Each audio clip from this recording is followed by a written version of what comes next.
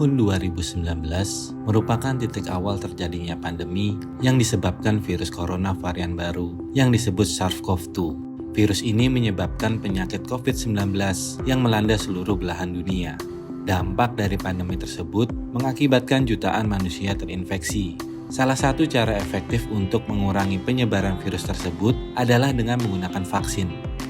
Agar proses vaksinasi bisa berjalan maksimal dan menyeluruh, diperlukan edukasi kepada masyarakat tentang pentingnya vaksin sebagai upaya pemutusan rantai penyebaran COVID-19.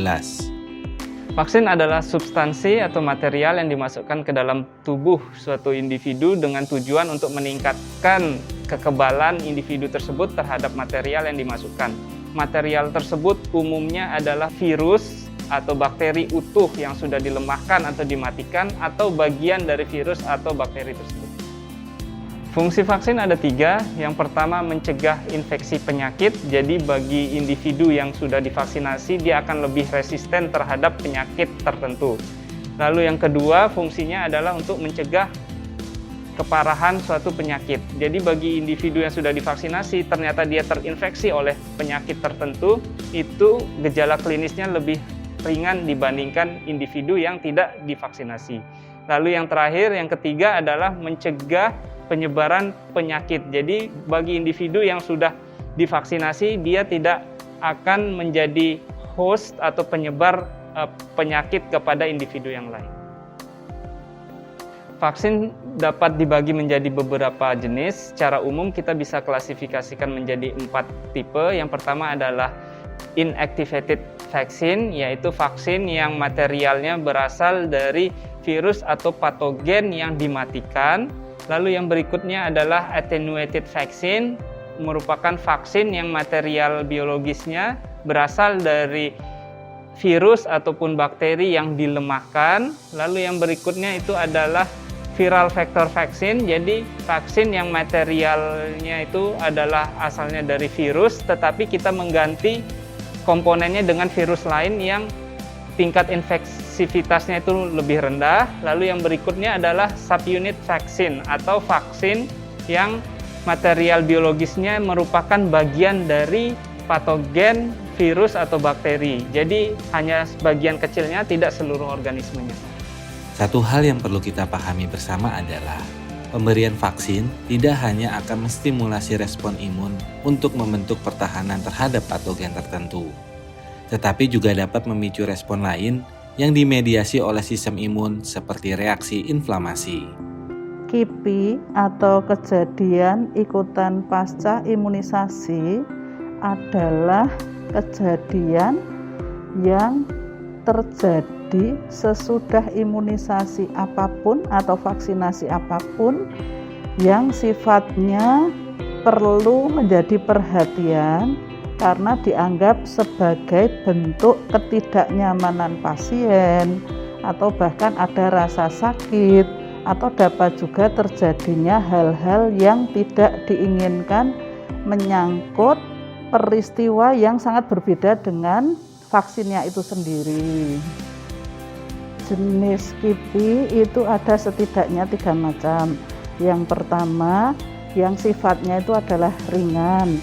Ringan itu artinya kemungkinan simptom atau gejala yang terjadi itu bisa ditolerir oleh pasien pasca imunisasi dan tidak membutuhkan obat.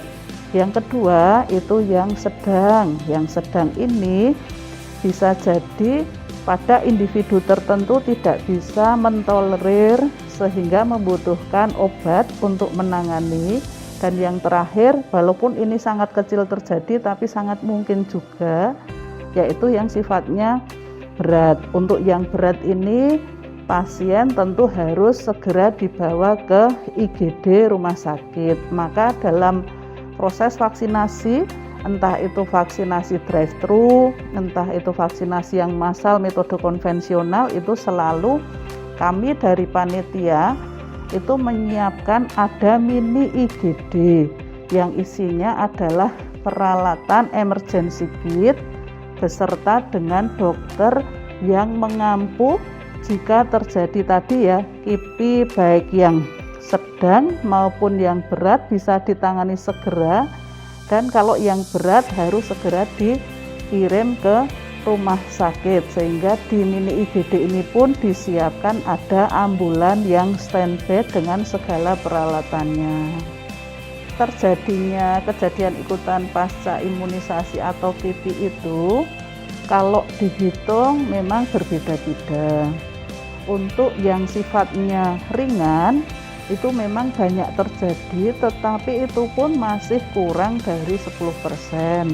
Sehingga dalam edukasi kepada masyarakat yang akan menjalankan vaksin atau yang pasca vaksin di meja observasi itu kita harus menjelaskan hal itu, bahwa terjadinya KIPI yang ringan itu sebenarnya juga cukup rendah, tetapi untuk antisipasi masyarakat harus diberitahu. Kemudian untuk yang sedang itu tambah sedikit lagi, kemudian yang berat itu juga lebih sedikit lagi, mungkin hanya mencapai 0,1% atau kurang dari itu. Tetapi yang terpenting adalah masing-masing vaksin akan memberikan KIPI yang berbeda-beda. Bisa jadi untuk misalnya ya AstraZeneca, ini kan beberapa waktu yang lalu pernah dijalankan di beberapa wilayah pada saat awal-awal vaksinasi. Ini KIPI-nya mungkin termasuk yang sedang dan cukup banyak terjadi. Sementara untuk Sinovac ini KIPI-nya ringan ya, dan mungkin persentasenya cukup besar, misalnya mengantuk, terus mudah lapar, itu ya untuk Sinovac. Sementara untuk AstraZeneca misalnya nyeri di tempat injeksi hingga terjadinya demam sehingga membutuhkan paracetamol misal, dan juga ada mialgia atau nyeri di seluruh tubuh sehingga membutuhkan, ada yang butuh paracetamol, bahkan ada yang sampai 5 hari itu mengalami sehingga membutuhkan non-steroid anti-inflamasi. Pada saat proses vaksinasi itu selalu ada meja terakhir, yaitu meja observasi. Mengapa itu diperlukan? Karena di meja ini nanti peserta yang sudah vaksin akan diminta menunggu minimal 15 menit sampai dengan 30 menit untuk menyampaikan kepada petugas, dan nanti akan langsung dicatat ya, dimasukkan ke piker, apakah ada kejadian ikutan pasca imunisasi yang terjadi. Artinya apapun yang dialami oleh peserta, mau KIPI yang ringan, mau yang sedang, bahkan berat, itu tetap harus di-record atau dicatat, sehingga nanti dari banyak kejadian itu akan bisa disampaikan ke masyarakat sebagai bentuk perhatian atau kehati-hatian. Oleh karena itu, kalau peserta mengalami vaksinasi itu harusnya tidak pengen buru-buru segera pulang, diingatkan untuk sabar, nunggu minimal 15 menit untuk tadi mengumpulkan KIPI, dan itu manfaatnya untuk kita semua ya, tidak hanya untuk yang bersangkutan. Pada saat peserta vaksinasi sesudah menjalani registrasi akan ke meja screening. Di meja screening ini akan dipastikan apakah peserta memiliki komorbid, ataupun kalau ada komorbid itu masih bisa terus atau tidak untuk divaksinasi. Contohnya, apakah tekanan darahnya sistolnya itu kurang dari 180 mm/Hg, atau juga kalau yang diabetes GDS-nya atau kadar gula darah sewaktu itu kurang dari 200 mg/dl, itu masih bisa dilakukan. Mengapa hal itu penting? Karena nantinya sesudah vaksin itu jika individu-individu yang memiliki komorbid ini diterjang gitu ya, artinya seharusnya misalnya hipertensi di atas 180 kok tetap divaksin, tentu nanti akan berpengaruh pada KIPI yang jauh lebih berat.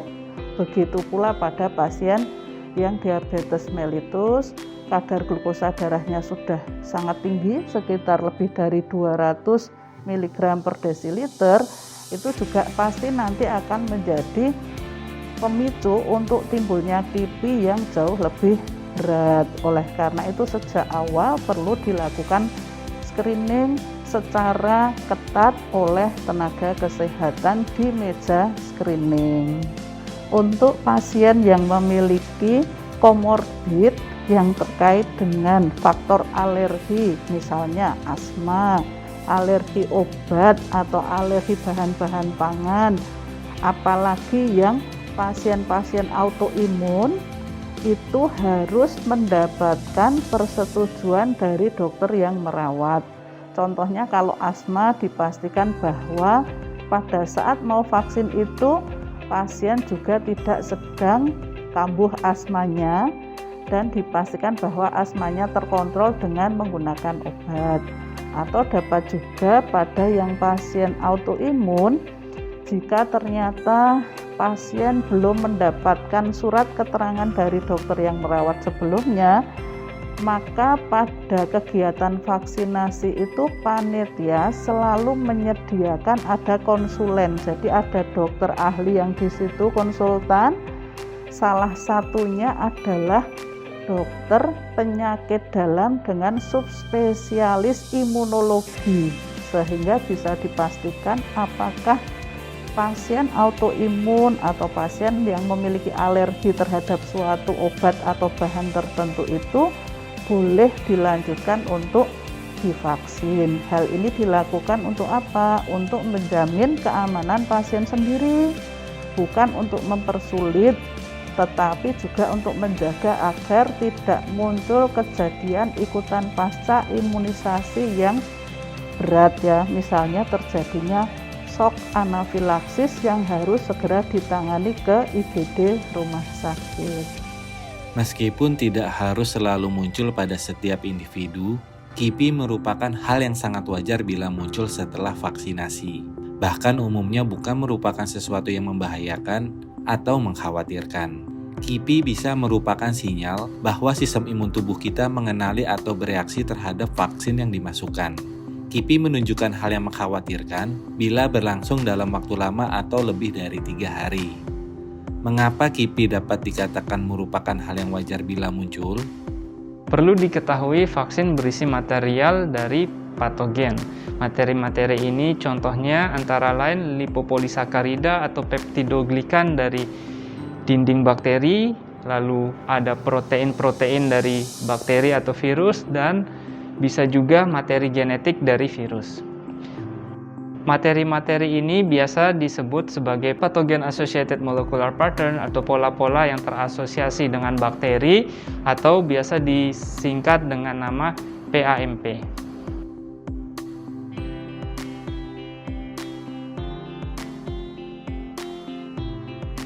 Pathogen associated molecular pattern atau PAMP ini dapat dikenali oleh sistem imun tubuh kita melalui pattern recognition receptor atau biasa disingkat PRR atau PRR gitu ya. Contohnya antara lain toll-like receptor atau disingkat TLR, null-like receptor atau disingkat NLR, dan formyl peptide receptor atau biasa disingkat FPR. Reseptor-reseptor ini letaknya ada yang pada permukaan membran sel, berupa protein pada membran sel atau protein pada membran organel di dalam sitosol, atau sebagai protein yang ada di sitosol, jadi dia tidak terasosiasi dengan lipid atau membran. Pengenalan patogen associated molecular pattern atau PAMP oleh pattern recognition receptor atau PRR akan menyebabkan terjadinya aktivasi sel, terutama sel-sel imun kita. Aktivasi sel-sel imun ini akan menyebabkan adanya modulasi dari protein-protein mediator seperti TNF-alpha, lipid mediator dari turunan asam arakidonat, sitokin, kemokin, dan biogenik amin seperti histamin. Protein-protein ini dapat bersifat pro-inflammatory atau menyebabkan inflamasi, atau juga bersifat memodulasi respon imun adaptif kita. Penggunaan vaksin utamanya diharapkan untuk memodulasi respon imun adaptif sehingga terjadi pembentukan antibodi yang mampu melindungi kita dari patogen yang ada di dalam vaksin tersebut. Akan tetapi, penggunaan vaksin ini tetap akan menimbulkan produksi dari protein-protein pro-inflamatori dari komponen-komponen seluler sistem imun bawaan atau sistem pertahanan tubuh kita yang lain. Sehingga mau tidak mau pemberian vaksin secara normal, secara alamiah akan menghasilkan respon proinflamasi seperti demam, kemerahan, bengkak yang sangat umum muncul terjadi pada KIPI atau teramati pada KIPI. Setelah memahami apa itu KIPI, bagaimana itu terjadi, diharapkan tidak ada lagi individu yang khawatir untuk divaksinasi. Tetapi yang diperlukan adalah memberikan informasi yang tepat terkait data kesehatan sebelum vaksinasi, mengikuti protokol observasi KIPI, dan mengetahui apa yang perlu dilakukan seandainya KIPI muncul tetapi tidak segera hilang.